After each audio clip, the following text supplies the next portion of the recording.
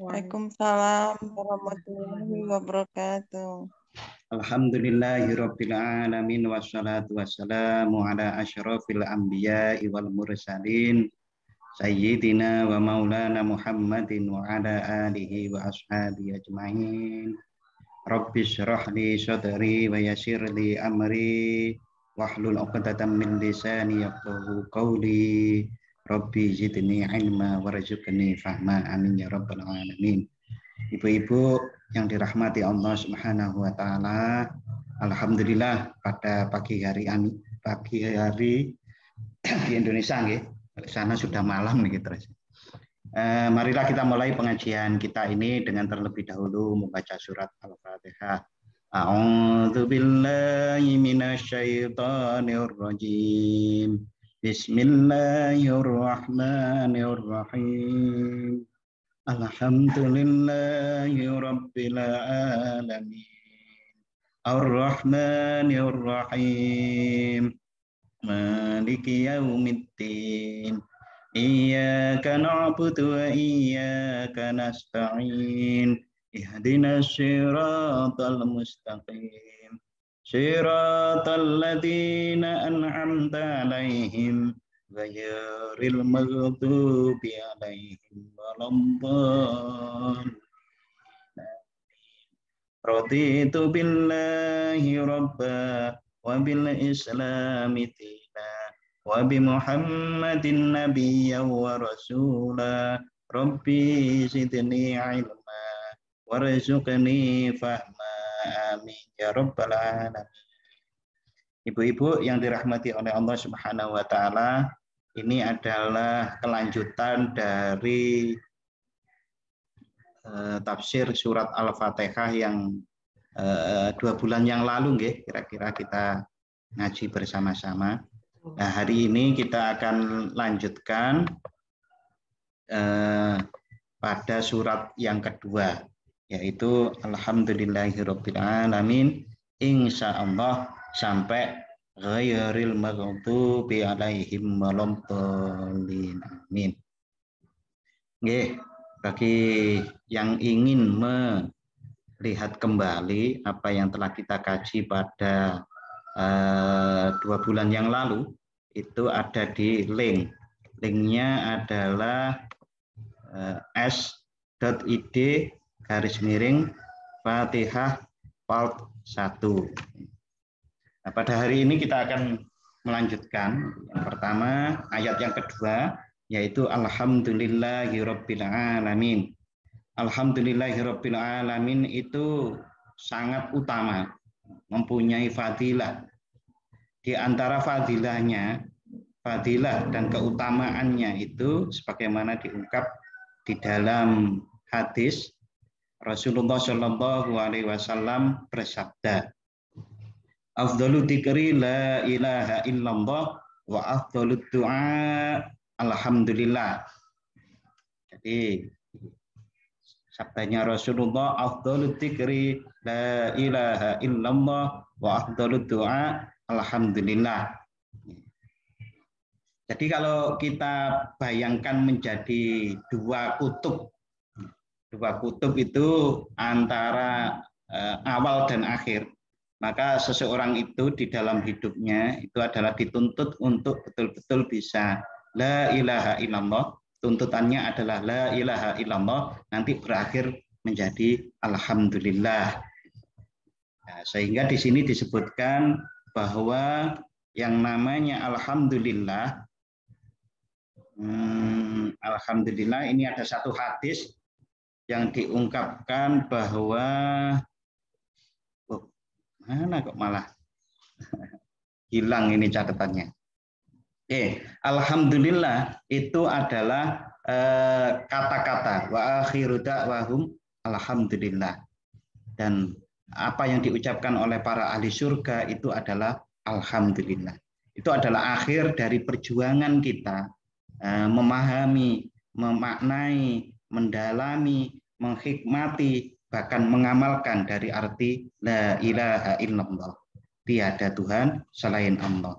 Sebagaimana kita tahu bersama-sama bahwa para nabi sejak awal sejak Nabi Adam sampai Nabi Muhammad SAW dan juga para pewaris Nabi, ya pewaris Nabi, para ulama sampai sekarang, dakwanya apapun bentuknya itu adalah menuju pada la ilaha illallah, tidak ada Tuhan selain Allah.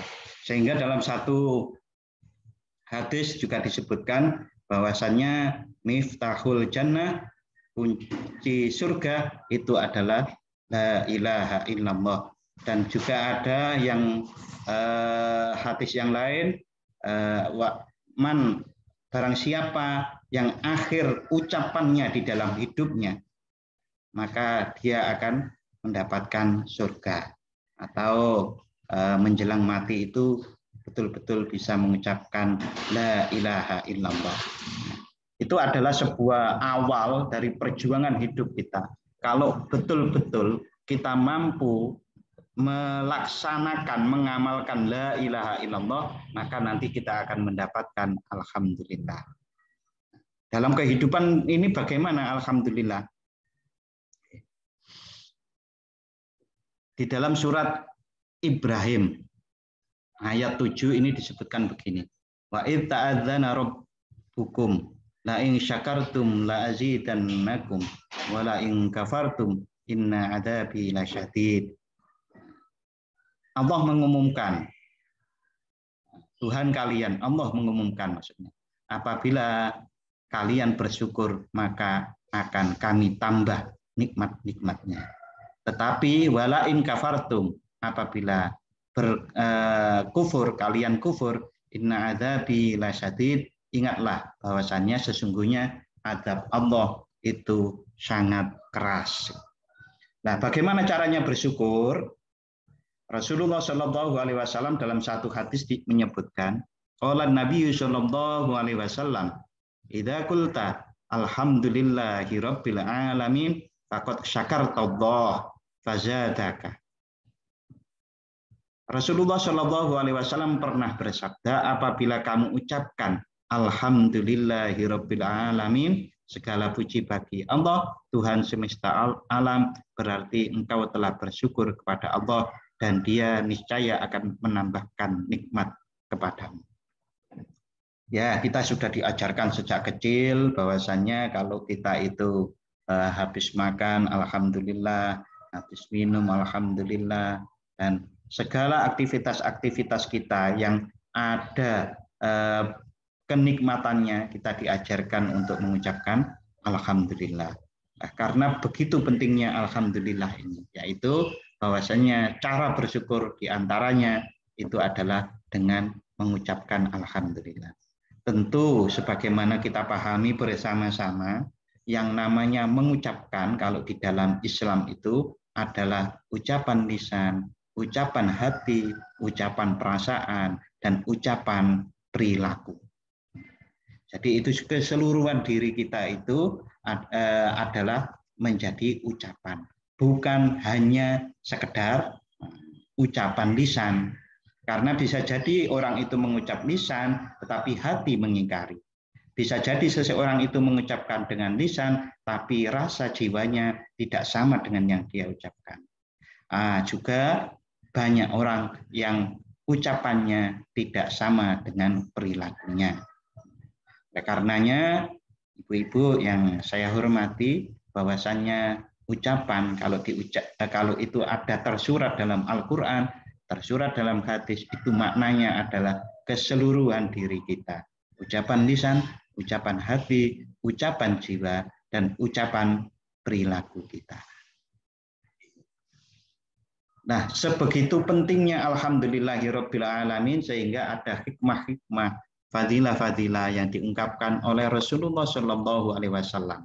Di antaranya ada satu hadis yang diriwayatkan dari Ibnu Abbas, yang diriwayatkan oleh At-Tirmidzi dari sahabat Ibnu Abbas, Abdullah bin Abbas radhiyallahu anhu.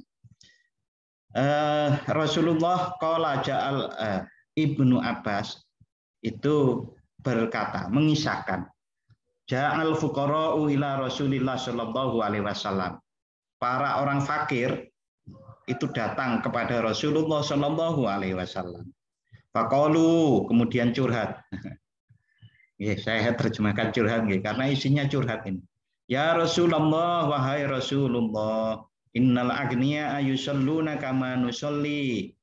Sesungguhnya orang kaya-kaya itu mereka sholat sebagaimana kami sholat. Wa yasumuna kama nasumu. Mereka juga berpuasa sebagaimana kami berpuasa. Walahum amwalun, dan mereka mempunyai banyak harta. Yu'tikuna wa yatasaddaquna, mereka itu membebaskan para budak, wa yatasaddaquna, dan bersedekah. Karena punya uang, mereka mampu beli budak dan membebaskannya, mereka mampu bersedekah. Nah, maksudnya curhatnya adalah, nah, kalau kami sholat, kami juga puasa, orang kaya-kaya itu mempunyai kelebihan dari kita. Kelebihannya adalah mereka punya harta yang bisa ditasarufkan di kebaikan-kebaikan. Lalu kami kan bagaimana cara mengimbanginya? Kami itu orang-orang fakir di sini. Qala fa idza shallaitum faqulu.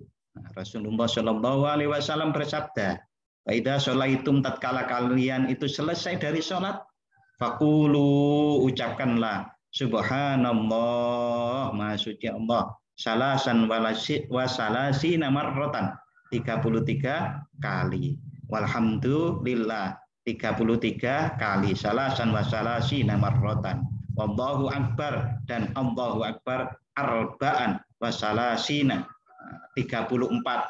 Di riwayat yang lain tetap 33 marratan. Wala ilaha illallah asyra marratin, 10. La ilaha illallah 10.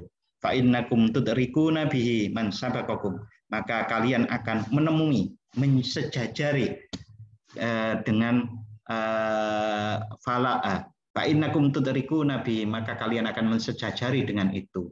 Man, kepada orang-orang sabaqakum yang telah mendahului kalian.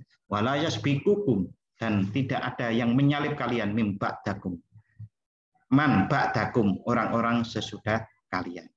Nah, ini sudah kita amalkan, ya.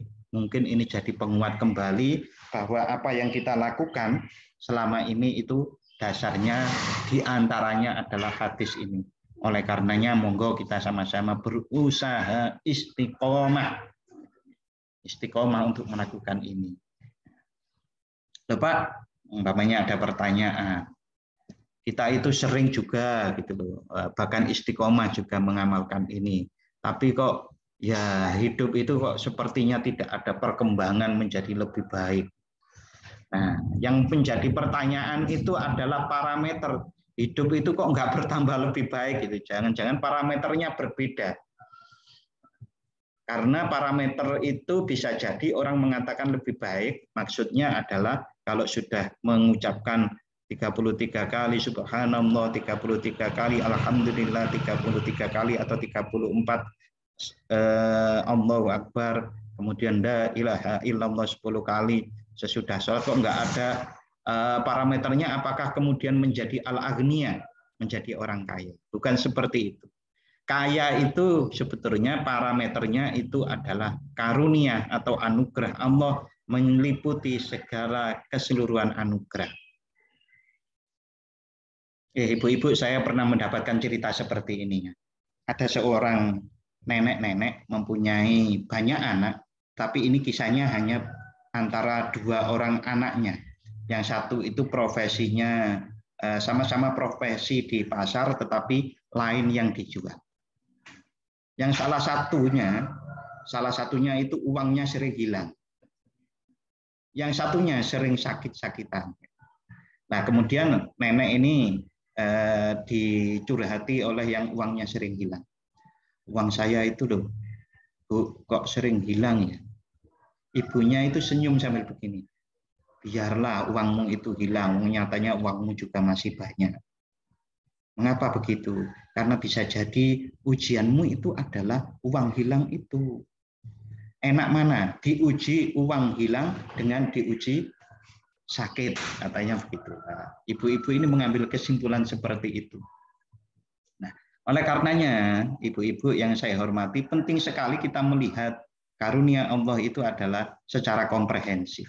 Melihat karunia Allah secara komprehensif itu tidak dalam pengertian kita itu hanya mengandalkan bahwa yang namanya anugerah itu betul-betul hanya uang. Bukankah kebahagiaan, kerukunan rumah tangga, kita bahagia bersama anak, bisa umpamanya masih gurau-gurau dengan anak, gurau-gurau dengan cucu, itu adalah karunia yang luar biasa. Betapa banyak orang yang hartanya melimpah ruah, tapi keluarganya tidak juga bisa dibenahi. Uangnya banyak, tapi anugerah-anugerah yang lain itu tidak ia terima. Nah, oleh karenanya kita memandang sebuah karunia Allah itu adalah karunia yang komprehensif. Bahkan ibu-ibu, saya mempunyai ilustrasi. Ilustrasi tentang karunia Allah itu bagaikan aliran listrik. Karunia Allah itu bagaikan aliran listrik. Kalau karunia Allah itu terputus 1 detik saja, itu akan terjadi mati. Apalagi 2 detik, apalagi 3 detik. Dan itu dialami diantaranya ya orang-orang yang kehabisan oksigen di otaknya, entah apa yang terjadi itu 1 detik saja dia bisa pingsan. Apalagi 2 detik, 3 detik, 5 detik, kalau 10 menit mungkin bisa meninggal. Nah, karunia Allah itu adalah seperti aliran listrik itu yang tidak berhenti setiap detik pun. Nah, kalau ini kita hikmati betul-betul betapa Allah Subhanahu wa taala dengan kasih sayangnya itu menganugerahkan kepada kita semuanya sebuah anugerah yang sangat besar, yaitu seperti aliran listrik. Yang termuat di aliran listrik itu kan banyak sekali. Banyak sekali bagaimana? Kita itu tidak mati karena ada aliran listrik itu. Yang termuat dari itu kan tidak hanya oksigen. Karena oksigen yang masuk ke dalam diri kita itu kan diolah oleh tubuh, oleh sirkulasi tubuh kita. Dan itu membutuhkan banyak perangkat. Kalaupun ada oksigen, tetapi perangkat organ-organ di dalam tubuh kita itu tidak benar. Satu saja yang tidak benar, maka akan menjadi masalah. Bahkan ada orang yang tiap seminggu sekali harus kemo, orang yang mempunyai penyakit jantung, paru-paru, ginjal, dan lain sebagainya. Itu adalah sebuah karunia Allah. Sehingga betul-betul yang namanya apabila kalian menginginkan untuk menghitung nikmat Allah, maka kalian tidak akan mampu menghitungnya. Wa in ta'uddu nikmatallahi la tuhsuha. Nah, kalau kalian menghitung nikmat Allah, niscaya tidak akan mampu. Nah, kalau kita mampu menghikmati hal ini, maka alhamdulillahirabbil alamin itu mungkin itu menjadi bagian dalam diri kita setiap saat, setiap waktu. Bahkan dalam kondisi yang disebut oleh orang itu adalah sakit, di dalam kondisi yang disebut orang itu adalah kesusahan, mungkin kita masih bisa mengucapkan alhamdulillah. Alhamdulillah. Dan ini diajarkan oleh mbah-mbah kita, oleh nenek-nenek kita, oleh kakek kita. Di antaranya orang Jawa, kalau Jawa ya, entah yang lain, tapi mungkin juga sama. Itu kalau apapun yang terjadi, itu pasti diambil positifnya. Contoh, dia di jalan itu disalip truk besar, wah itu hampir kesenggol. Itu kan dia akan ke pinggir dan kemudian mengatakan alhamdulillah tidak ketabrak truk. Bahkan ada orang-orang yang karena meresapnya ajaran kakek nenek alhamdulillah itu, kehilangan uang itu lo masih bisa alhamdulillah. Alhamdulillah hanya uangnya yang hilang. Aku tidak ditusuk oleh begal itu atau oleh copet. itu selalu mengambil positifnya. Itu adalah pemahaman yang sangat luar biasa dalam sebetulnya apa yang diajarkan oleh kakek nenek kita. Betapa mereka itu menghikmati itu dan kita diajari tanpa terasa. Mungkin sesudah tua begini baru paham, oh itu adalah ajaran orang tua kita yang sangat mudah. Betapa nikmat-nikmat Allah itu tidak pernah sedetik pun lewat dari diri kita. Oke, ibu-ibu yang saya hormati, itu alhamdulillahirabbil alamin. Bahkan Rasulullah Shallallahu Alaihi Wasallam terhadap anaknya sendiri, ini ada di dalam kitab Bukhari disebutkan, Siti Fatimah, putri Rasulullah Alaihissalam, pernah mengeluh tentang apa yang dialaminya karena menumbuk dan menggiling tepung. Kalau zaman dulu menumbuk dan menggiling tepung. Saya masih mengalami ibu-ibu, ikut ngeriwui atau ngikut mbah saya itu menumbuk padi untuk menjadi beras itu. Nah ini Fatimah alaihissalam, putri Rasulullah pernah mengeluh tentang beratnya menumbuk dan menggiling tepung itu. Kemudian ia mendapat berita bahwa Rasulullah mendapat tawanan. Kalau mendapat tawanan perang itu kan banyak hartanya, Bapak Ibu. Ada emas, mungkin ada perbekalan, bahkan kuda, ada unta gitu. Maka ia datangi Rasulullah beliau sekaligus ia minta seorang pembantu. Namun beliau tidak setuju. Rasulullah, tawanan perang yang begitu banyak, baik itu harta benda maupun manusia, itu tidak ada yang dikasihkan oleh beliau Rasulullah kepada anaknya Fatimah. Kemudian Fatimah menceritakan perkaranya kepada Aisyah. Aisyah berarti istri Rasulullah. Ketika Rasulullah Shallallahu Alaihi Wasallam datang, Aisyah menceritakan kepada beliau.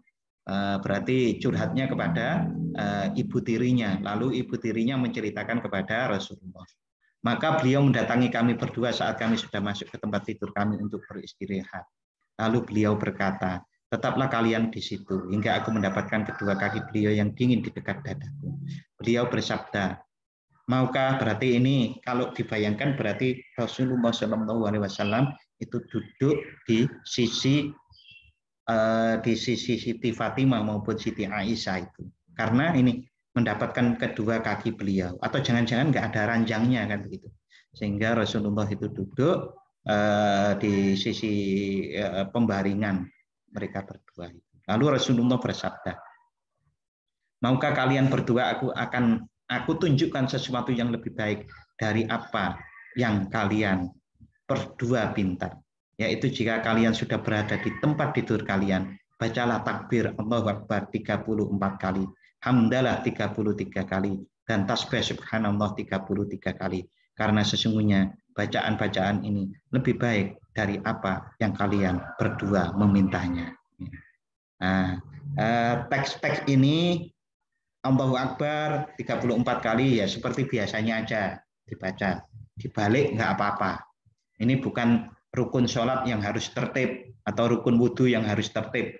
Nah, ini bisa dibalik, subhanallah, subhanallah, subhanallah, subhanallah, alhamdulillah, alhamdulillah, alhamdulillah, Allahu Akbar, Allahu Akbar, Allahu Akbar.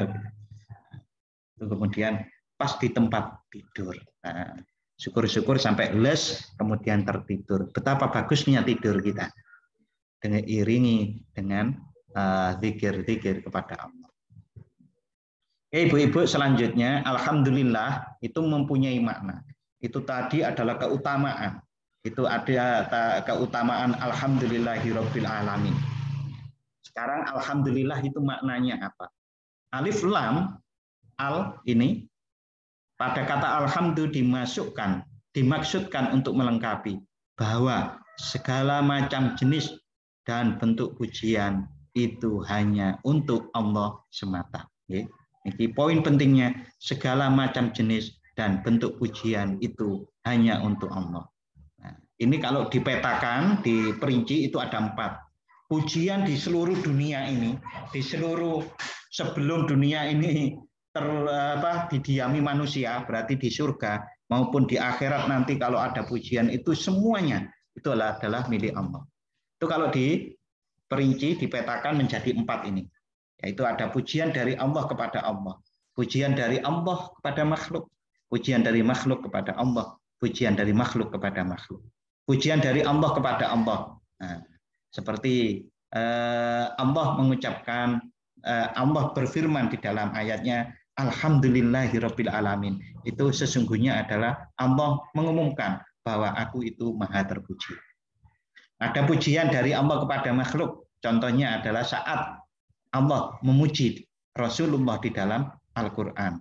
Innaka la'ala khuluqin adzim. Innaka, engkau wahai Muhammad sesungguhnya la'ala khuluqin adzim, yaitu orang yang berakhlak sangat agung. Itu pujian dari Allah kepada makhluk.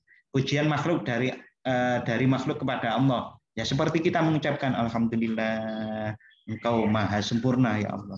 Engkau maha bijaksana ya Allah. Engkau maha pemberi rezeki ya Allah. Itu adalah pujian-pujian kita kepada Allah.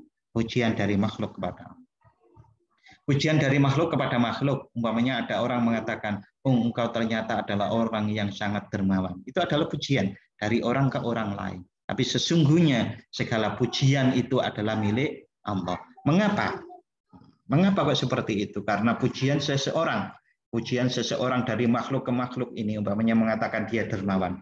Orang dermawan itu kalau ikhlas dia itu berbuat juga karena Allah. Oleh karenanya yang menjadi pendorong dia berbuat yaitu Allah itu yang lebih patut dipuji.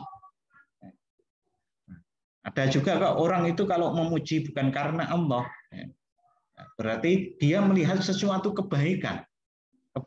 Yang kebaikan itu tidak bisa, keindahan itu tidak bisa ada, kebaikan tidak bisa ada, yang mengagumkan kita itu tidak bisa ada kecuali itu terwujud, diciptakan oleh Allah, dilanggengkan oleh Allah, dilestarikan oleh Allah, dan dibuat bagus oleh saat orang-orang yang memandang itu.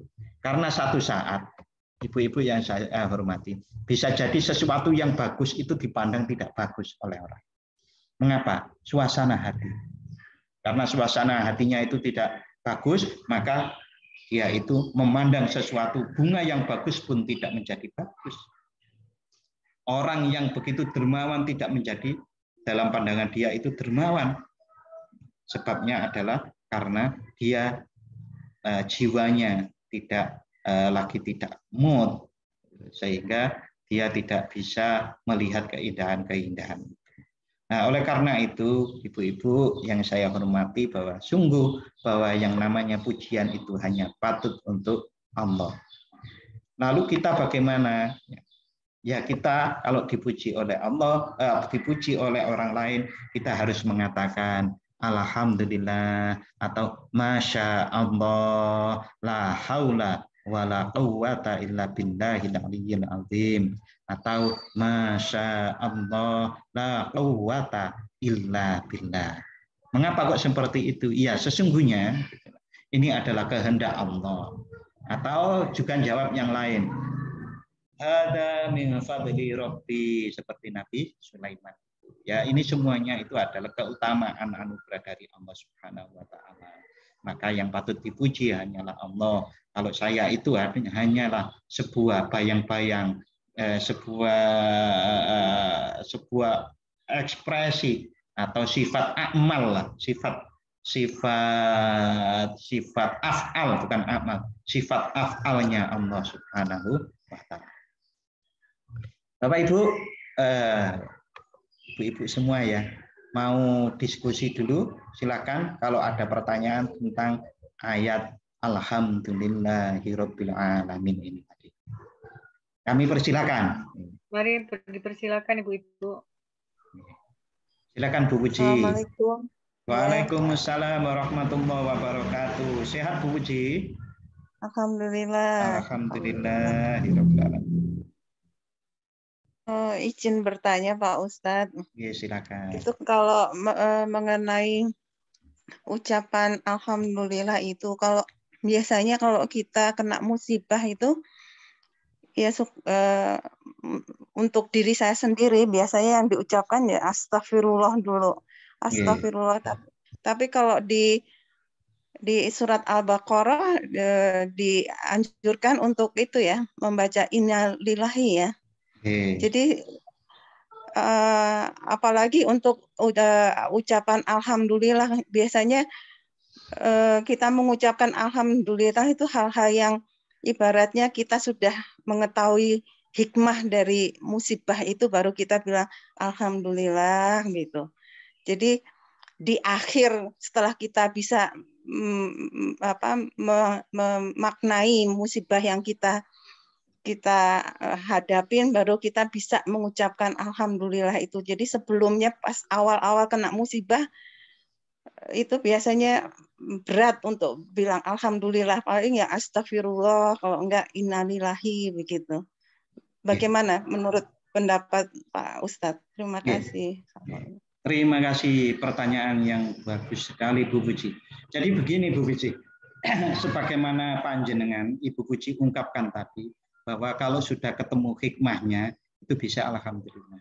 Nah, seseorang itu kan berbeda-beda apa nggih, pengalamannya, berbeda-beda kedalamannya, berbeda-beda kecepatannya dalam mengambil hikmah itu. Al-Quran itu merangkum dari kelas-kelas itu. Kelas-kelas itu maksudnya apa? Ada orang yang di dalam satu saat itu dimuat di dalam Al-Quran itu ya kelasnya, umpamanya ini adalah untuk orang yang kelasnya belum dalam gitu kan. Maksud saya, orang itu untuk memahami sebuah musibah itu adalah sebuah hikmah, untuk memahami bahwa dia dengan cepat bahwa ini adalah hikmah yang sangat besar buat saya, itu kan berbeda-beda.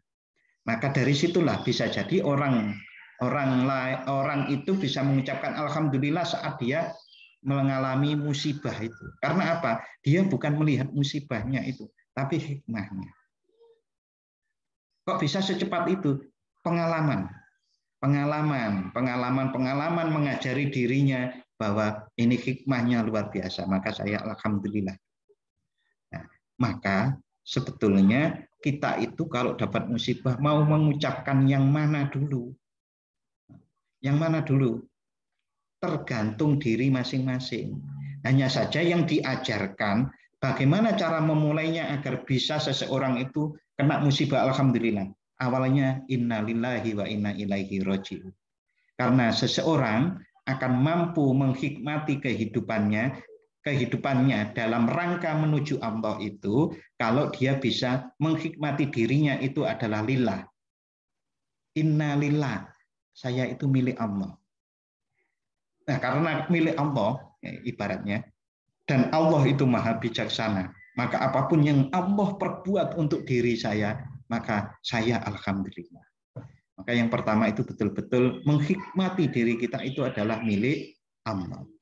Banyak orang yang memahami ya secara norma bahwa kita itu memang milik Allah, tapi tidak setiap orang ya menghikmati tandes sampai jeruning hati, tidak sampai tandes ke dalam hati dirinya adalah milik Allah.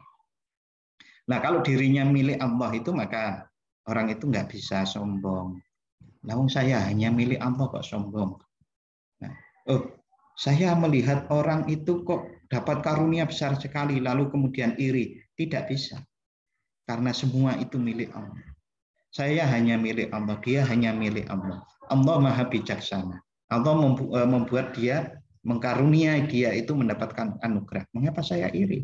Wong itu juga milik Allah. Kan begitu. Nah, kalau tahapan-tahapan itu dilalui, nanti mungkin bisa selanjutnya akan mengucapkan alhamdulillah walaupun kena musibah. Lalu bagaimana letak astagfirullah? Jadi ada seorang ulama besar yang sangat terkenal pada sampai saat hari ini. Beliau itu adalah Syekh Abdul Qadir Al-Jilani. Itu kan sering menjadi rujukan ulama-ulama sampai hari ini. Nah, itu beliau di dalam kitabnya Sirrul Asrar. Ingat saya di kitab Sirrul Asrar itu mengemukakan orang itu kalau mendapatkan musibah itu terbagi menjadi 3. Yang pertama adalah musibah itu adalah hukuman bagi orang itu karena dia pernah melakukan kesalahan. Contoh, saya meletakkan dompet saya sembarangan, lalu kemudian hilang. Nah, itu adalah hukuman bagi orang yang teledor. Cirinya adalah orang itu kok hukuman, maka dia kehilangan itu akan menjadi susah. Bahkan karena saking susahnya kadang-kadang dia mohon maaf dan naudzubillah min dzalik menghujat Allah. Ya Allah, Gusti Allah ini piye toh? Gusti Allah ini gimana sih? Uang cuma tinggal 100.000 hilang lagi. Nah, itu kan orang-orang yang menghujat Allah. Nah, itu adalah tanda dari orang itu lagi terkena hukuman. Itu pertama. Yang kedua, orang terkena musibah itu adalah ujian. Ujian itu apa? Ya kalau diuji berarti dia nanti akan naik derajatnya, naik kelasnya. Contohnya masih kehilangan dompet. Karena dia meletakkan teledor, dompetnya hilang. Ya Allah, astagfirullah. Ampunilah saya. Karena saya itu tidak mentaati perintahmu untuk menjaga karuniamu, yaitu saya teledor dengan meletakkan dompet di sembarang tempat. Nah, maka dia akan kemudian menjadi lebih baik di hari-hari berikutnya. Itu namanya ujian. Karena ujian itu kalau lulus menjadi lebih baik. Yang ketiga itu adalah Allah menghendaki untuk menaikkan derajat. Jadi orang yang sudah nggak perlu ujian untuk naik kelas, Ibu-ibu. Contoh, kalau sudah S3, doktor, itu kan menjadi profesor itu kan bukan tidak perlu ujian karena tidak sekolah, tetapi dia dimuliakan oleh pemerintah gitu kan, dengan mendapatkan profesor. Nah, itu maknanya adalah Allah sedang menaikkan derajatnya. Menaikkan derajatnya itu apa? Orang soleh menjadi soleh banget. Ditingkatkan lagi menjadi soleh banget, begitu umpamanya. Itu adalah dinaikkan derajatnya, dimuliakan derajatnya, lebih mulia oleh Allah Subhanahu wa Ta'ala. Maka saat dia kena musibah, yang diucapkan adalah alhamdulillah. Jadi tahapan terapannya seperti itu. Oke, ada yang lain? Oke, kita lanjut dulu. Ya, monggo dilanjut. Oke, berikutnya. Alhamdulillah, itu mana alhamdulillah. Kalau kalimat Allah sudah di pengajian yang lalu, nggih. Sekarang kita Rabbil Alamin. Allah itu adalah Tuhan semesta alam. Bagaimana kita itu memaknai Rob itu Tuhan semesta alam, itu kita bisa memahaminya dengan kata Rob yang ada di ayat 24 surat Al-Isra ini. Wa qur rabbirhamhuma kama rabbayani shaghira. Ini biasanya doa kita nggih. Rabbighfirli wa liwalidayya warhamhuma kama rabbayani ini juga rabbayani shaghira. Wahai Tuhanku, kasihinilah mereka keduanya, bapak ibu kami, sebagaimana mereka berdua telah mengasihiku waktu kecil. Nah, bagaimana kasih sayang orang tua terhadap kita waktu kecil? Seorang ibu itu, seorang bapak itu kepada anaknya pasti sangat sayang. Seorang bapak, seorang ibu kepada anaknya mau berkorban. Seorang bapak, seorang ibu kepada anaknya itu mendidik untuk lebih baik. Walaupun kadang didikannya itu dengan mencubitnya, menjewernya. memukulnya yang tidak membahayakan. Itu adalah sebuah pemaknaan terhadap Rabb. Artinya Allah terhadap alam semesta ini juga terhadap diri kita yang bagian dari alam semesta ini, yaitu selalu Allah itu menghendaki kebaikan untuk kita. Bahkan orang yang sudah menghujat Allah umpamanya, menghujat Allah itu di Jerman, di Belanda. Nah, di Belanda itu ada seorang mantan anggota parlemen yang sekarang ini dulu anggota parlemen aliran kanan. Aliran kanan itu adalah aliran yang betul-betul tidak setuju dengan Islam dan mencoba mempengaruhi kebijakan pemerintah melalui parlemen untuk menolak Islam. Sekarang ini dua itu dia mulai benci betul dengan Islam itu 2011. 2013 dia masuk partai itu, partai yang kanan itu, lalu kemudian dia terpilih. Dan tahun 2017 dia sudah lengser dari anggota parlemen, lalu kemudian mencoba menulis buku tentang Islam. Yang intinya dia ingin menulis buku itu yang kesimpulannya Islam adalah membahayakan.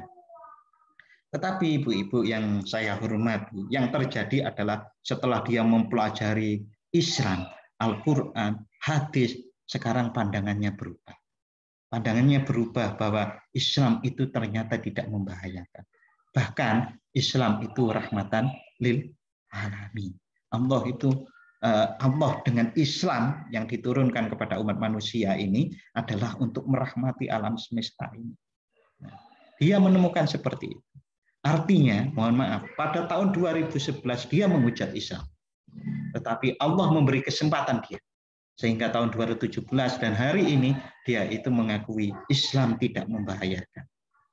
Nah, mengapa kok dia dulu tahun 2011 berkesimpulan Islam membahayakan? Ya karena media, berpengaruh oleh media. Nah, artinya Allah memberi kesempatan kepada siapapun, bahkan kepada orang-orang yang menghujatnya, pernah menghujatnya pun itu dikehendaki baik kalau mau. Nah, kalau mau inilah sebetulnya banyak orang yang tidak mau. Orang itu tidak mau untuk dikehendaki baik oleh Allah. Itu karena apa? Biasanya karena, mohon maaf, kalau bahasa Jawanya itu bahasa Jawanya itu kedunyan. Kedunyan itu apa? Mencintai dunia. Orientasi hidupnya itu bukan kebenaran, tetapi dunia. Dunia itu macam dengan segala macamnya, tahta, atau pokoknya yang bukan mencari kebenaran, maka akan sulit dia itu mendapatkan hidayah. Bahkan di dalam salah satu ayat Allah Subhanahu wa taala berfirman, saya ingat artinya, bahwasannya orang-orang munafik itu di dalam 1 tahun pasti akan kami coba, kami peringatkan 1 atau 2 kali. Tetapi orang-orang munafik itu tidak merasakannya. Itu jelas sekali di ayat itu. Orang-orang munafik itu akan kami peringatkan 1 atau 2 kali dalam setahun. Tapi mereka karena sudah tertutup hatinya itu tidak merasakannya. Maka kalau kita sebagai orang muslim, orang mukmin, kok dalam setahun itu merasa diperingatkan oleh Allah, insya Allah kita bukan orang munafik. Karena apa? Kalau orang munafik nggak terasa. Di antara diperingatkan oleh Allah itu apa? Ya, di antaranya kita diperingatkan oleh Allah, dikasih sakit, entah sakit itu pilek, meriang, dan yang lain-lain. Kalau kita merasa, itu berarti tanda kita bukan orang munafik. Itulah Rob, kata Rob, yaitu betapa Allah sangat menyayangi alam semesta. Salah satu bentuk sayangnya adalah diutuslah Rasulullah yang oleh Allah ditasbihkan.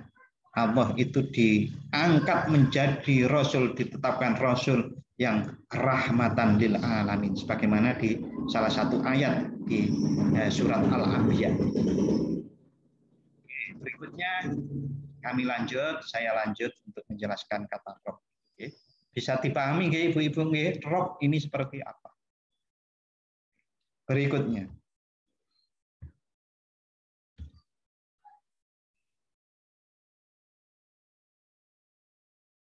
Kata Rob itu juga bisa dipahami dari ayat ini di Asy-Syu'ara 23-24. Saat ada dialog antara Nabi Musa dengan Fir'aun. Wa ma rabbul alamin. Fir'aun bertanya, siapakah Tuhan alam semesta itu? Musa, Nabi Musa, qala Fir'aun wa ma rabbul alamin, qala rabbus samawat. Ini Nabi Musa menjawab, yang namanya Tuhan itu adalah yang menciptakan langit, bumi, dan apa yang ada di antaranya, apa yang ada yang di dalamnya. In kuntum muqinin, jika kamu sekalian, wahai Fir'aun dan kaumnya, mempercayainya. Jadi makna Rob itu bisa dipahami dari ayat ini tadi, Al-Isra 24, sebagaimana orang tua memahami kitab, juga sebagaimana dialog antara Nabi Musa dengan Fir'aun ini. Berarti kesimpulannya dari dua ayat itu tadi, Rob, makna Rob itu adalah Allah yang maha pencipta langit dan bumi dan seisinya ini, dan yang menghendaki baik terhadap alam semesta yang di dalamnya termasuk kita semuanya. Karena Rob itu juga mendidik. Sehingga ada fakultas tarbiyah, ada kelompok tarbiyah. Ada tarbiyatun nafas. Itu semua ini adalah untuk memahami makna Rob itu.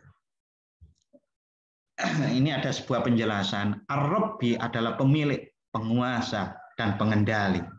Menurut bahasa, kata Rob itu ditujukan kepada Tuhan dan kepada yang berbuat kebaikan. Kata Rob tidak digunakan untuk selain dari Allah kecuali disambung dengan kata lain setelahnya. Misalnya ada kata Robuddar, yaitu yang artinya pemilik rumah. Sedangkan kata Ar-Rob ada alnya, Ar-Rob secara mutlak hanya boleh digunakan untuk Allah Subhanahu wa Ta'ala. Oke, Ibu-ibu yang saya hormati, lalu ini alam. Alhamdulillah sudah, alhamdulillah tadi sudah, ada al, ada hamdu, Allah sudah pertemuan yang lalu, Rob sudah, sekarang al-alamin. Al-alamin itu adalah alam. Ya, ini ilustrasi. Ini ada lumayan berat kalau ilustrasi ini, nggih.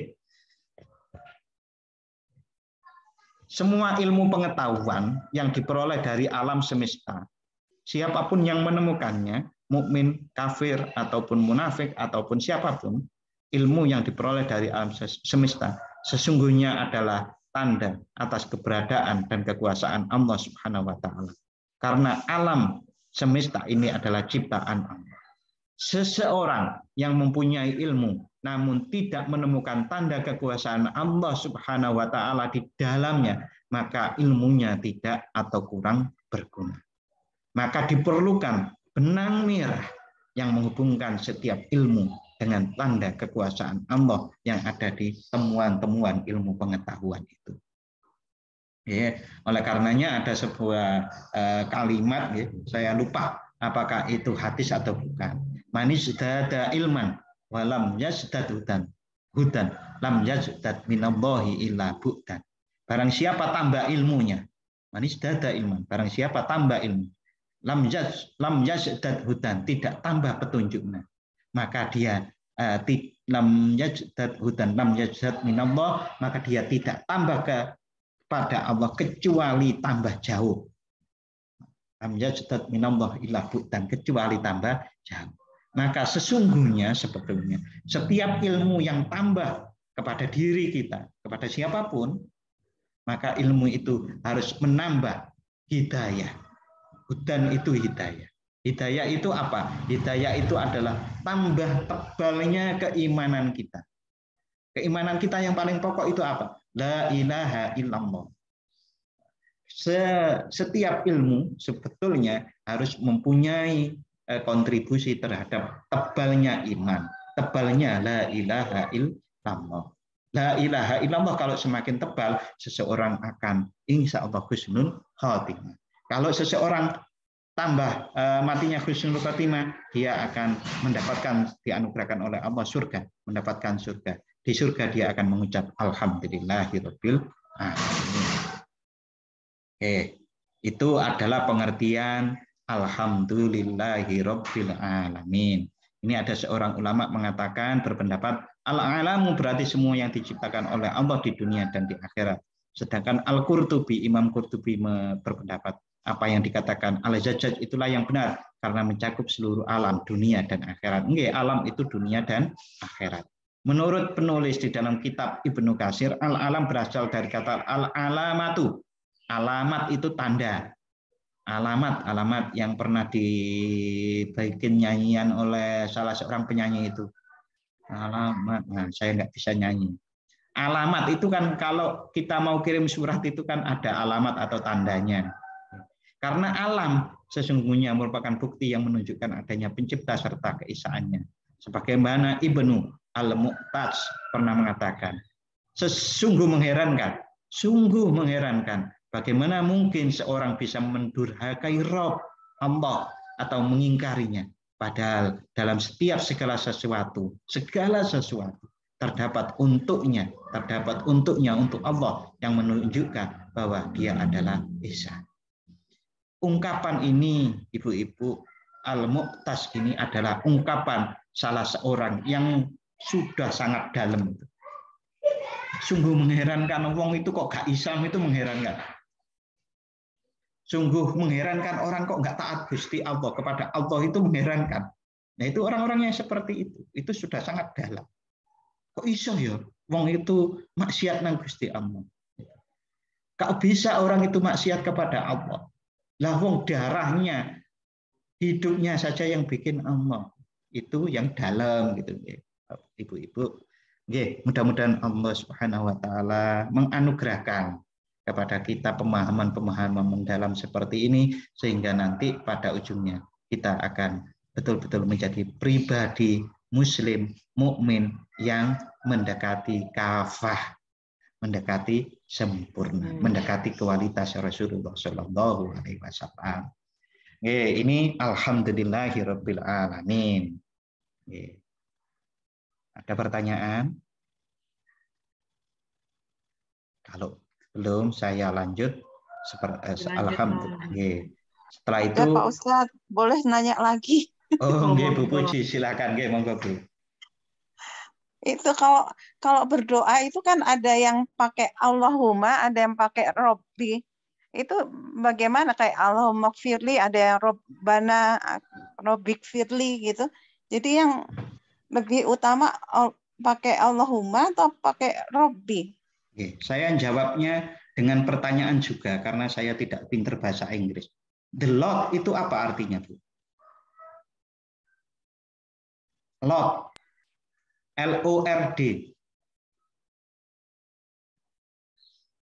Apa nggak artinya? Nah, Lord, Tuhan. Ya. Kalau God, Tuhan juga. Bedanya apa? Bedanya tulisannya. Nah, itu sama gitu loh. Rob dan Allahumma atau Rob ya Robbi Allahumma itu maknanya ya Allah, ya Allah, ya Tuhan itu. Tetapi mempunyai makna yang berbeda. Kalau Allahumma itu dari kata ilahun yang la ilaha illallah. Kalau ya Robbi itu dari Rob, ya alhamdulillahirabbil alamin, itu salah satunya. Nah, perbedaannya kalau Allahumma, yang Allahumma itu adalah ya Allah yang patut, berhak, hanya Engkau yang disembah. Kalau Rob, Engkau yang patut untuk diminta. Beda nggih, Bu? Beda nih, Bu. Ya Allah, Engkau yang patut disembah. Semakin seseorang itu berkualitas penyembahannya kepada Allah, maka dia hanya menyembah. Maka ada istilahnya ad-doa itu adalah munajat. Doa itu adalah munajat. tidak butuh, tidak ada di dalam pikirannya doa itu adalah minta. Aneh mboten, Bu? Doa kok tidak minta? Enggak, ini adalah munajat. Munajat itu adalah sebuah komunikasi dengan Allah Subhanahu wa taala. Maka ucapannya adalah Allahumma. Tapi kalau ya Rob itu adalah mohon engkau berkenan mengabulkan. Itu permintaan. Oke. Sudah jelas nggih perbedaannya, Bu nggih? Insya Allah jelas itu tadi. Gimana Bu Puji? Ya, injih Pak Ustadz matur nuwun. Nggih. Oke, berikutnya. Niki sudah malam banget kah di sana? Lanjut dulu, enggak apa-apa. Nggih, matur nuwun. Saya lanjutkan. Ar-Rahman, Ar-Rahim sudah kita bahas di pertemuan sebelumnya. Kita lanjut. Maliki yaumiddin. Maliki yaumiddin. Seringkali orang itu kalau membaca Malikin Nas itu disamakan dengan ini, padahal berbeda. Kalau Malikin Nas itu ma-nya pendek. Malikin Nas. Kalau di dalam surat Al-Fatihah, Maliki yaumiddin. Nah, apa perbedaannya? Kalau Malik itu adalah raja, kalau Malikin Nas itu yang memiliki. Milik. Kalau Malik itu raja. Nah, untuk memahami kata Malik ini kita bisa memahaminya dengan surat Al-Mu'min ayat 16 ini. Allah Subhanahu wa taala berfirman pada hari kiamat nanti. Limanil mulkul yaum lillahil wahidil qahhar. Kepunyaan siapakah kerajaan pada hari ini? Itu pas hari kiamat. Ya hari kiamat itu ya semua tidak mempunyai daya upaya apapun. Bahkan kita pernah diceritakan yang namanya keadaan hari kiamat itu bumi itu dibolak-balik berguncang. Bahkan matahari, bulan, bintang itu morat-marit bertabrakan antar planet. Gitu. Setelah itu manusia dikumpulkan. Kita bayangkan setelah manusia mengalami peristiwa kiamat yang seperti itu, lalu mati semuanya, lalu kemudian dibangkitkan. Itu kan nelongso semuanya. Tidak daya, tidak ada apa-apanya manusia itu. Mengerti bahwa betul-betul ini adalah janji Allah. Ada hari hisab, yaumul akhirah. Nah, saat seperti itu lalu Allah bertanya, kepunyaan siapa kerajaan hari ini? Gitu kan? Karena mengapa kok Allah tanya seperti itu? Karena banyak di dunia itu manusia itu sombong-sombong gitu ya. Sombong-sombong. Yang raja itu merasa betul-betul raja, bukan amanah sebagai pemimpin gitu kan. Yang jadi presiden mungkin ada yang seperti itu juga, yang jadi Pak RT aja mungkin juga buat kadang-kadang seperti itu seakan-akan raja, atau yang jadi diri sendiri saja kadang-kadang jadi orang tua aja seakan-akan betul-betul punya kuasa terhadap rumahnya, terhadap rumah tangganya, sehingga hal seperti itu akan ditanya oleh Allah, siapakah pemilik kerajaan itu? Bahkan diri kita pun tidak kita miliki pada hari itu. Ya, diri kita pun ya. Kalau di surat Yasin itu kan nanti tangan akan bersaksi sendiri, mulut kaki akan bersaksi sendiri, mulut dikunci. Nah, limanil mulku, ya itulah makna dari raja. Sesungguhnya hari ini pun sebelum kiamat Allah itu adalah raja. Malik itu tadi, Allah itu raja. Cuma raja yang sangat maha kasih sayang. Karena kasih sayang itu manusia alam semesta masih diberi kesempatan untuk menjadi lebih baik. Terus begitu Allah, luar biasa. Sampai hari kiamat nanti. Kalau sudah kiamat, manusia sudah diberi kesempatan panjang gitu kan. Diberi peringatan, diberi pendidikan dengan pengalaman-pengalaman hidupnya, dikasih kesempatan oleh Allah untuk mempelajari Al-Qur'an, mempelajari ilmu-ilmunya kan gitu. Nah, nanti kalau sudah betul-betul mendalam ilmu dan pengalamannya mendalam, maka rasa raja di dalam diri ini hilang. Saat rasa raja di dalam diri ini hilang, maka kita betul-betul bisa mengabdi kepada yang maha raja. Kita bisa memahaminya dari sini. Al-mulku yauma idinil haqqu lirrahmani wa kana yauman 'alal kafirina 'asira. Al-Furqan 26. Kerajaan yang hak pada hari itu adalah kepunyaan Tuhan yang Maha Pemurah. Dan adalah hari itu suatu hari yang penuh dengan kesukaran bagi orang-orang kafir. Ya, pada hari itu karena kita sudah mengalahkan sifat sifat raja dalam diri kita, maka kita hari itu bisa selamat. Artinya itu adalah makna dari Maliki Yaumiddin. Maliki Yaumiddin, yaitu raja di raja, yang maha raja di hari pembalasan. Kata Yaumiddin, hari pembalasan, karena pada hari itu tidak ada seorang pun yang dapat mengaku-ngaku sesuatu dan tidak juga dapat berbicara kecuali dengan seizin Allah, sebagaimana firman Allah, yauma yaqumur ruhu wal malaikatu saffan la yatakallamuna illa man adina lahur rahman la yatakallamuna illa man adina lahur rahman wa qala shawaba. Pada hari itu ketika ruh dan para malaikat berdiri bersaf-saf, mereka tidak berkata-kata kecuali siapa yang telah diberi izin kepadanya oleh Tuhan yang Maha Pemurah, dan ia mengucapkan kata yang benar. Di dalam surat An-Naba ayat 36 diungkapkan seperti itu. Nah, di antara nanti itu yang diberi izin untuk berkata-kata adalah Rasulullah SAW yang kemudian mengajukan permohonan kepada Allah, ya Allah, ini umat manusia sudah tidak kuat di padang mahsyar ini, maka kami mohon untuk engkau segera mengadili kami, kan begitu. Itu yang ceritanya itu loh, memberikan syafaat. Kan syafaat itu diminta oleh umat manusia mulai dari Nabi Adam. Nabi Adam nggak berani matur, nggak berani mohon kepada Allah pada waktu itu. Dan yang sampai Nabi Isa alaihimussalam itu tidak berani berkata-kata kepada Allah.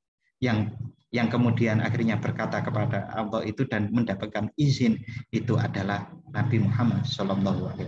Ini maksud ayat ini. Nah, ini bisa menjelaskan kita untuk memahami Maliki Yaumiddin. Ini berikutnya iya karena butuh wa iya karena stain. Sebelum saya lanjut, ada pertanyaan untuk Maliki Yaumiddin? Belum ada, saya lanjut.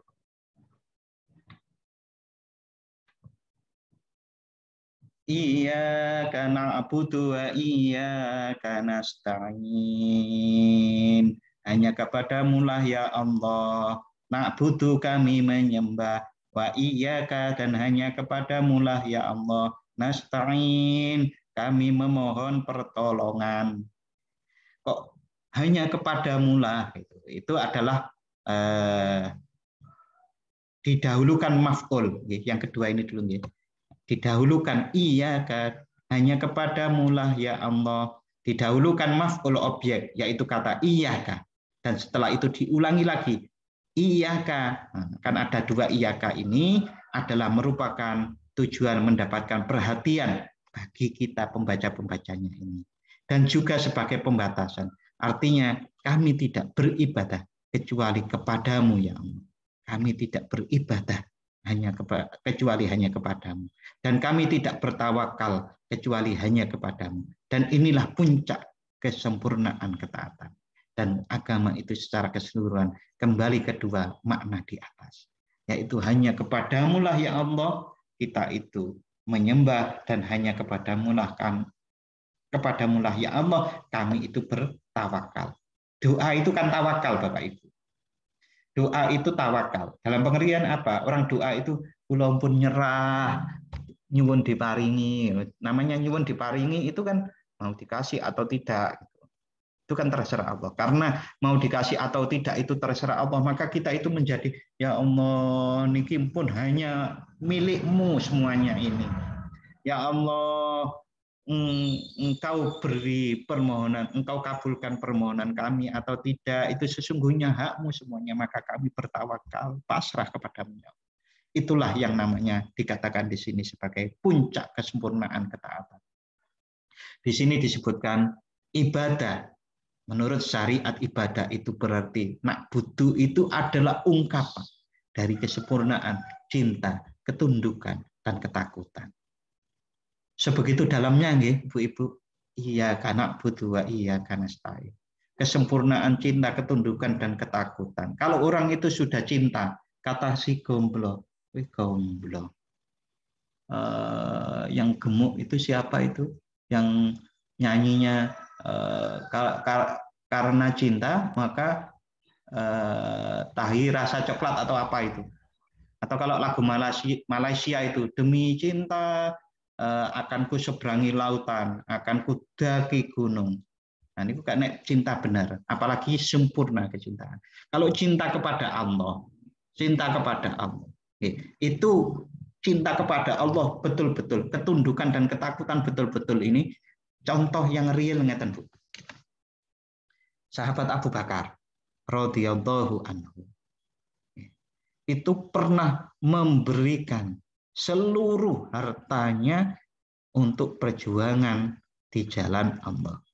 Niku kesempurnaan cinta. Nah, kalau kita baru 2,5%. 2,5% apa? Zakat.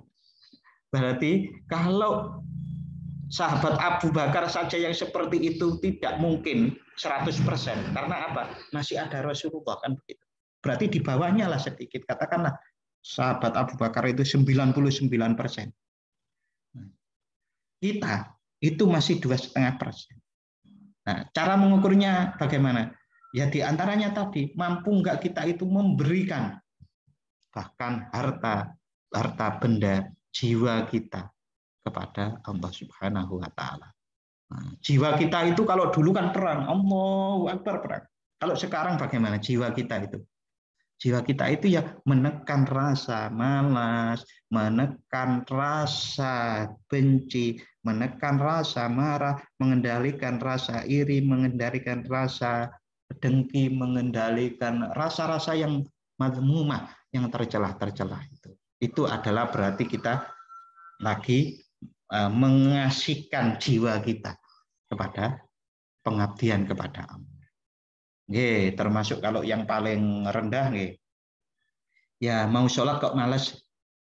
Ya malasnya dikendalikan. Lalu kemudian kita betul-betul sholat, itu kan memberikan bagian jiwa malas kita untuk tunduk kepada Allah. Itu ibu-ibu, berikutnya ini kita juga bisa memahami ayat iyyaka na'budu wa iyyaka nasta'in, ini dari surat Hud. Fa'budhu wa tawakkal 'alaihi wa ma rabbuka bighafilin 'amma ta'malun. Artinya, maka sembahlah Dia Allah dan bertawakallah kepada Allah kepadanya, dan sekali-kali Tuhanmu tidak lalai dari apa yang kamu kerjakan. Sesedikit apapun perbuatan kebaikan yang kita niatkan lillahi ta'ala, itu Allah tidak akan pernah lalai, pasti ketemu. Bahasa yang lain itu wa may ya'mal misqala dzarratin khairan yarah wa may ya'mal misqala dzarratin syarran yarah.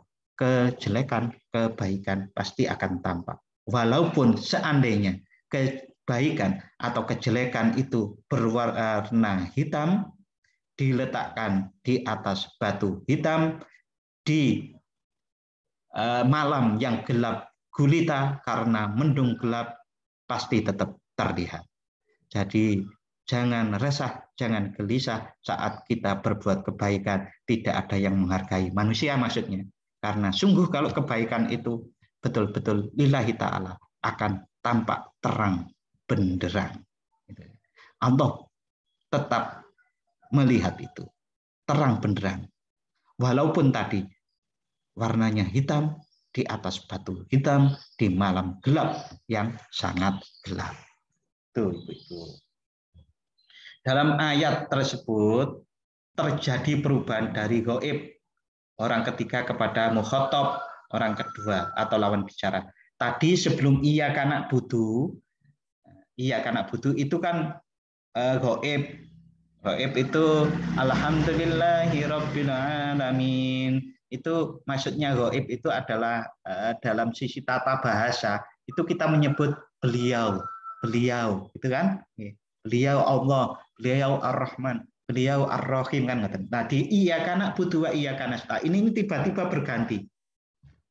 Iyaka hanya kepadamu. Nah, tadi kan Allah, beliau sekarang jadi hanya kepadamu. Nah, itu kan perubahan. Ini namanya perubahan dari gaib menuju mukhatab.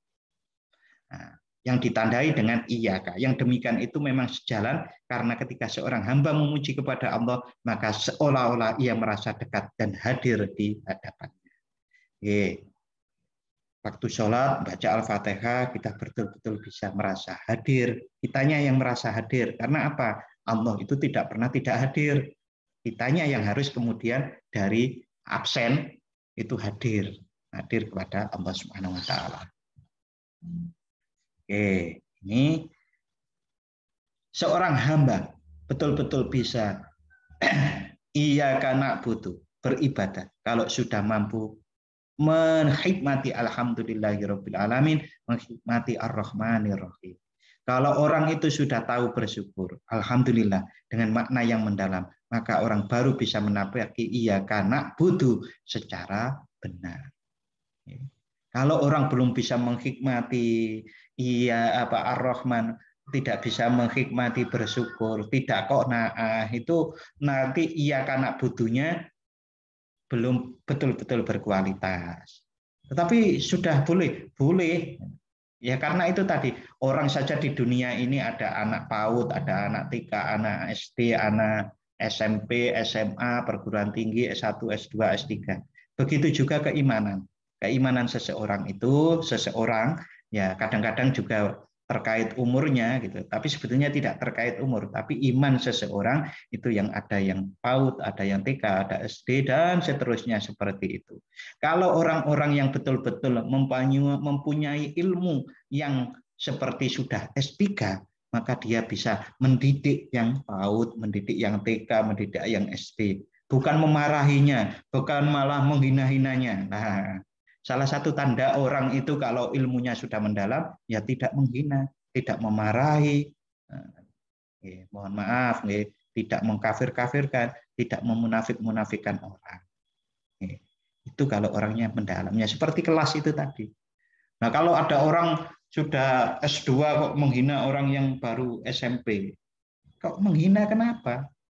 Harusnya kalau dia itu tahu bahwa dia lagi SMP, ya dia dicoba dinaikkan menjadi SMA kan begitu. Itu iyaka na'budu wa iyaka nasta'in. Berikutnya setelah itu ihdinas siratal mustaqim siratal ladzina an'amta 'alaihim ghairil maghdubi 'alaihim waladdallin. Jika ditanyakan kalau ihdinas siratal mustaqim ini maknanya itu adalah tunjukkanlah kami ya Allah as-sirat, jalan al-mustaqim yang lurus. Jika ditanyakan mengapa seorang mukmin memohon hidayah pada Allah setiap saat. Setiap saat itu maksudnya pada waktu kita sholat itu kan pasti membaca surat Al-Fatihah. Tidak sholat juga baca surat Al-Fatihah. Dikit-dikit baca surat Al-Fatihah. Di dalam surat Al-Fatihah ada permohonan untuk ditunjukkan memohon hidayah ini. Nah, ya Allah tunjukkanlah kami jalan yang lurus, itu adalah memohon hidayah. Memohon hidayah, petunjuk jalan yang lurus. Nah, baik pada waktu mengerjakan sholat maupun di luar sholat memohon hidayah, padahal ia sendiri sedang menyandang sifat itu. Apakah yang demikian itu termasuk memperoleh sesuatu yang sudah ada? Orang sulap itu kan sudah mendapatkan hidayah, kok masih memohon kepada Allah mendapatkan hidayah? Iya, karena itu tadi, hidayah, iman itu terap-terapan, iman itu kelas-kelasan. Kalau kita sudah sholat, kita itu juga masih perlu petunjuk dari Allah agar sholat kita itu lebih khusyuk. Wah, sholat kita sudah lumayan khusyuk. Ya, meminta kepada Allah hidayah, petunjuk agar bisa lebih khusyuk lagi. Begitu juga dengan kehidupan-kehidupan yang lain. Ya Allah, kami di negeri orang ini di Kanada, berilah petunjuk bagi saya agar saya mampu menunjukkan orang-orang yang belum Engkau beri petunjuk. Tunjukkanlah kami, ya Allah, agar kami mendapatkan petunjuk atau jalan agar bisa membuat orang-orang itu mendapatkan petunjuk. Umumnya seperti itu.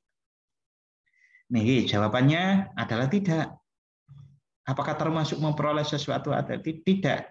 Bukan karena dia perlu memohon hidayah siang dan malam hari, niscaya Allah tidak akan membimbing ke arah itu. Sebab seorang hamba senantiasa membutuhkan Allah setiap saat dan situasi agar diberi keteguhan, kemantapan, penambahan, dan kelangsungan. Keteguhan, kemantapan, penambahan, dan kelangsungan. Karena ia tidak kuasa memberikan manfaat atau mudarat kepada dirinya sendiri kecuali Allah menghendaki. Ibu-ibu, bahkan terhadap diri sendiri saja ini disebutkan. Kita tidak kuasa memberikan manfaat atau mudarat kepada diri sendiri kecuali Allah menghendaki. Lupa, nyatanya kita itu makan yang bergizi itu kan untuk kebaikan diri kita. Iya. Tetapi mengapa ada orang makan makanan bergizi tetap sakit? Mengapa orang sakit dikasih obat yang sama, yang satu sembuh, yang satu tidak? Ya, karena disitulah Allah menunjukkan bahwa itu semuanya kesembuhan, kesehatan seseorang itu adalah dikehendaki oleh Allah. Oleh karena itu Allah selalu membimbingnya agar ia senantiasa memohon kepadanya setiap saat dan supaya dia memberikan pertolongan, keteguhan, dan taufik. Kita memerlukan hidayah, keteguhan, kemantapan, penambahan, kelangsungan hidayah kepada Allah. Untuk memahami siratal ihdinas siratal mustaqim siratal ladzina an'amta 'alaihim ghairil maghdubi 'alaihim waladdallin. Amin. Untuk memahami bagian dari ayat terakhir ini kita bisa memahaminya dari surat An-Nisa 69 sampai 70. Yang mana Allah berfirman yang artinya, dan barang siapa yang menaati Allah dan Rasul-Nya, mereka itu tidak akan bersama-sama dengan orang yang dianugerahi nikmat oleh Allah. Barang siapa yang menaati Allah dan Rasul-Nya, mereka itu akan bersama-sama dengan orang yang dianugerahi nikmat oleh Allah, yaitu nabi-nabi, siddiqin, orang yang mati syahid, dan orang-orang soleh. Di sini disebutkan ya, bahwa orang-orang yang disebut orang-orang soleh itu adalah nabi, para siddiq. Nabi itu ya Nabi Muhammad, siddiq itu diantaranya yang terlihat tersurat itu ya Abu Bakar as-Siddiq. Syuhada itu ya seperti sahabat Rasulullah yang meninggal di perang Badar, di perang Uhud gitu, dan yang lain-lain. Wasolihin, yang dikenal orang-orang solih itu adalah orang-orang ya seperti imam-imam kita, ada kenal Imam Syafi'i, Imam Hambali, Imam Ahmad, Imam Malik, Imam Ghazali, dan imam-imam yang lain itu kan orang-orang soleh. Loh, Pak, apakah mereka itu benar-benar orang soleh? Lah kalau mereka yang disebut Imam Malik, Imam Syafi'i, Imam Hambali, Imam Ahmad, Imam Ghazali, Imam Syaukani, dan yang lain-lain itu kalau bukan orang soleh, terus siapa orang soleh? Yang mereka itu yang paling nggak bisa kita tiru. Wahasuna ulaika rafiqa, dan mereka itulah teman sebaik-baiknya. Yang demikian itu adalah karunia dari Allah, dan Allah cukup mengetahui. Dan cukup Allah mengetahui, ya pasti mengetahui gitu kan. Itu siratal ladzina an'amta 'alaihim ghairil maghdubi 'alaihim waladdallin. Amin. Ini aminnya. Ayat ke-7 dari surat ini memiliki bahwa tunjukilah kami ke jalan yang lurus, yaitu jalannya orang-orang yang telah Engkau karuniai nikmat kepadanya, yaitu orang yang memperoleh hidayah, istiqomah, dan ketaatan kepada Allah dan Rasul-Nya, serta mengerjakan perintahnya serta meninggalkan larangannya. Nabi, siddiqin, sholihin tadi. Bukan jalan orang-orang yang mendapatkan murka, yang kehendak mereka telah rusak, sehingga meskipun mereka mengetahui kebenaran namun menyimpang darinya. bukan juga jalan orang-orang yang sesat, yaitu orang-orang yang tidak memiliki ilmu pengetahuan sehingga mereka berada dalam kesesatan serta tidak mendapatkan jalan kebenaran. Ghairil maghdub. Kalau al-maghdub itu adalah orang yang dimurkai. Orang yang dimurkai itu siapa? Orang yang dimurkai itu, contoh yang besar itu adalah yang namanya Fir'aun. Fir'aun itu yang dimurkai. Nah, kalau orang yang tersesat siapa? Orang yang tersesat itu Qarun. Fir'aun itu yang dimurkai, Qarun itu yang tersesat. Kalau yang lebih tinggi lagi, yang lebih tinggi lagi, itu siapa orang-orang yang dimurkai? Orang-orang yang dimurkai itu adalah orang Yahudi. Lebih tinggi lagi, orang tersesat itu adalah Nasrani. Ya Allah, tunjukilah kami jalan yang lurus, yaitu jalannya orang-orang yang soleh, bukan orang-orang yang Engkau beri nikmat, bukan jalannya orang yang Engkau murkai, dan bukan jalannya orang-orang yang tersesat. Amin. Maknanya amin itu adalah, ya Allah, kabulkanlah doa kami ini semuanya. Amin ya Rabbal Alamin. Itu ibu-ibu masih ada 15 menit kalau menurut jadwal yang diberi ke saya. Monggo kita tanya jawab. Monggo silakan, barangkali ada pertanyaan bisa langsung diutarakan ke Ustadz Lukman.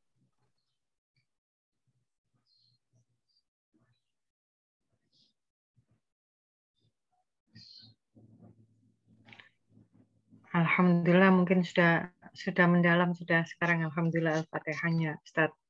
Oke, kita doa saja. Langsung saya akhiri dengan doa, nggih. Nggih, alhamdulillah mungkin bisa diakhiri dengan doa. Nggih. Monggo kita praktekkan sama-sama. Kita sebelum doa membaca surat Al-Fatihah dengan pemahaman-pemahaman yang tadi, nggih. Pemahaman-pemahaman sejak pertemuan pertama, pertemuan yang sekarang. Kita baca Al-Fatihah sama-sama, lalu langsung kemudian doa. Doa aminnya juga dikhusuk-khusukkan. Sekhusuk-khusuknya, ya Allah, kabulkanlah doa kami.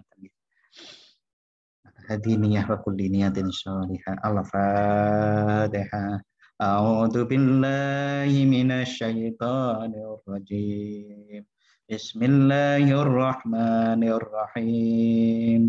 Alhamdulillahi rabbil alamin. Ar-Rahmanir Rahim. Maliki yaumiddin. Iyyaka na'budu wa iyyaka nasta'in. Ihdinas siratal mustaqim. Siratal ladzina an'amta 'alaihim ghairil maghdubi 'alaihim waladdallin. A'udzu billahi minasyaitonir rajim. Bismillahirrahmanirrahim. Alhamdulillahi rabbil alamin wassalatu wassalamu ala asyrafil anbiya'i wal mursalin sayyidina wa maulana Muhammadin wa ala alihi wa ashabihi ajma'in. Hamdan yuwafi ni'amahu wa yukafi'u mazidah. Ya Rabbana lakal hamdu kama yanbaghi li jalali wajhika wa 'azimi sultanik. Allahumma shalli ala sayyidina Muhammadin salatan tunjina biha min jami'il ahwali wal afat wa taqbilana biha jami'al hajat wa tutahhiruna biha min jami'is sayyi'at wa tarfa'una biha indaka 'alat darajat wa tuballighuna biha aqsal ghayat min jami'il khairati fil hayati wa ba'dal mamat. Allahu ilahana anta maqsudana wa ridhaka matlubana. A'tina mahabbataka wa ma'rifatak. Allahumma aftah lana bi futuhil arifin. Allahumma razuqna ilman nabiyyin wa fahmal mursalin wa ilhamal malaikatil muqarrabin bi rahmatika ya arhamar rahimin. Allahumma akhtim lana bi khatimatis sa'adah waj'alna minal ladzina sabaqat lahumul husna wa ziyadah. Allahumma yassir lana umurana umurat dunya wal akhirah. Ya Allah, ya Tuhan kami, berilah kemudahan dalam segala urusan-urusan kami. baik urusan dunia maupun akhirat. Allahumma hasil maqasidana antal muhasilu wa la muhasila illa anta ya Allah. Ya Allah, kabulkanlah doa kami, kabulkanlah tujuan-tujuan kami dalam perantauan kami semuanya. Ya Allah, ya Karim, ya Allah, ya Rahman, ya Rahim, ya Hayyu, ya Qayyum, bi rahmatika astaghis. Allahumma inna ala dzikrika wa syukrika wa husni ibadatik. Rabbana hab lana min azwajina wa dhurriyyatina qurrata waj'alna lil muttaqina imama. Allahumma ja'alna wa ahlana wa talamidana min ahli al-ilmi wal khair wa la taj'alna wa iyyahum min ahli jahli wal khair waj'alna wa iyyahum min alladhina qalu rabbuna Allah summa istaqamu tatanazzalu alaihimul malaika alla takhafu wa la tahzanu wa abshiru bil jannati allati kuntum tu'adun. Ya Allah, ya Rahman, ya Rahim, benahilah diri kami, benahilah keluarga kami, benahilah masyarakat kami, menjadi masyarakat, menjadi pribadi, menjadi keluarga yang soleh, yang solihah, yang solihin, yang solihat. Allahumma inna nas'aluka bi hasanil khatimah wa na'udzubika min su'il khatimah. Rabbana atina fid dunya hasanah wa fil akhirati hasanah wa qina adzabannar. Ya Allah, apabila sudah pada saatnya nanti Engkau panggil kami untuk pulang kepadamu, pulangkanlah kami dalam keadaan yang husnul khatimah. Amin ya rabbal alamin. Wa sallallahu ala sayyidina Muhammadin wa ala ali sayyidina Muhammad. Subhana rabbika rabbil izzati amma yasifun. Wassalamun alal mursalin. Walhamdulillahi rabbil alamin. Al-Fatihah. A'udzu billahi minasy syaithanir rajim. Bismillahirrahmanirrahim. Alhamdulillahi rabbil alamin. Ar-Rahmanir Rahim. Maliki yaumiddin. Iyyaka na'budu wa iyyaka nasta'in. Ihdinas siratal mustaqim. Siratal ladzina an'amta 'alaihim ghairil maghdubi 'alaihim waladdallin. Terima kasih dan mohon maaf apabila ada kesalahan dari pertemuan yang dulu sampai sekarang. Mudah-mudahan Allah Subhanahu wa taala menghendaki kita semuanya nanti bertemu. Kalaupun tidak bertemu di dunia ini, mudah-mudahan Allah menghendaki kita bertemu di surganya nanti. Amin, amin, Amin ya amin, rabbal alamin. Terima kasih. Wassalamualaikum warahmatullahi wabarakatuh. Matur nuwun Pak. Sami-sami. Matur nuwun Pak Ustadz. Matur nuwun.